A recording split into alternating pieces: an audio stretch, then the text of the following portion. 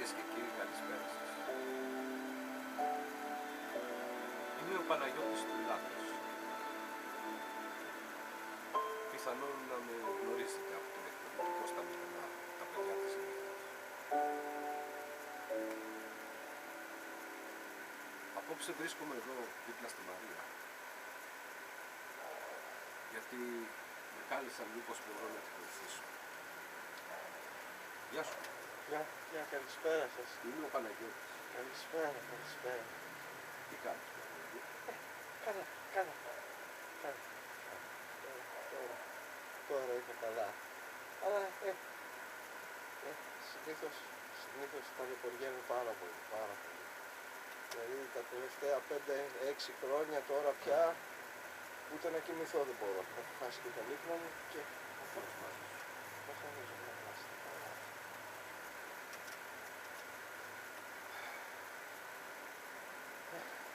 Είσαι συνέχεια στο κρεβάτι. Ναι, δεν σηκώνομαι πια. Είμαι εδώ μόνη, σχεδόν σαν κατάκητη. Οι γιατροί που σου έχουν δει κάτι. Έχεις πάει σε γιατρό καταρχήν? Ναι, έχουν έρθει διάφοροι να με δουν, Ναι.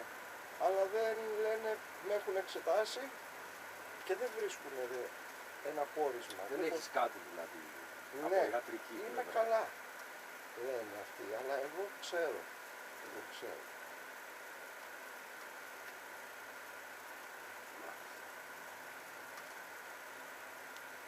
Θα ήθελες να πεις κάτι στις κάμερες, στον κόσμο που σε βλέπει, να δώσεις κάποιο μήνυμα? Να Μαρία. πω, ευλογημένος να είναι ο Κύριος και η Παναγιά μαζί σας πάντα. Πάντα. Κάνεις προσευχή? Ναι. Πηγαίνεις στην εκκλησία? Ναι. Μάλιστα.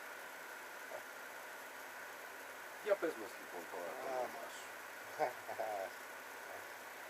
Για πες μας.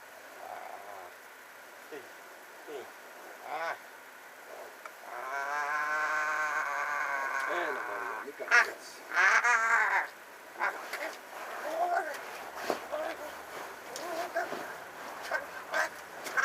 Βρε μαράκι, μην με βάζεις και κάνω εγώ. Πώς και μου θα σε σκίσω! Παναγιώτης, ολόκληρος Παναγιώτης τώρα.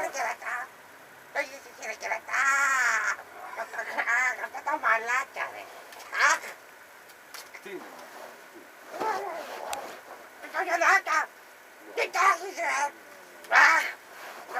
θα είναι όλο. Και Ελλάδα.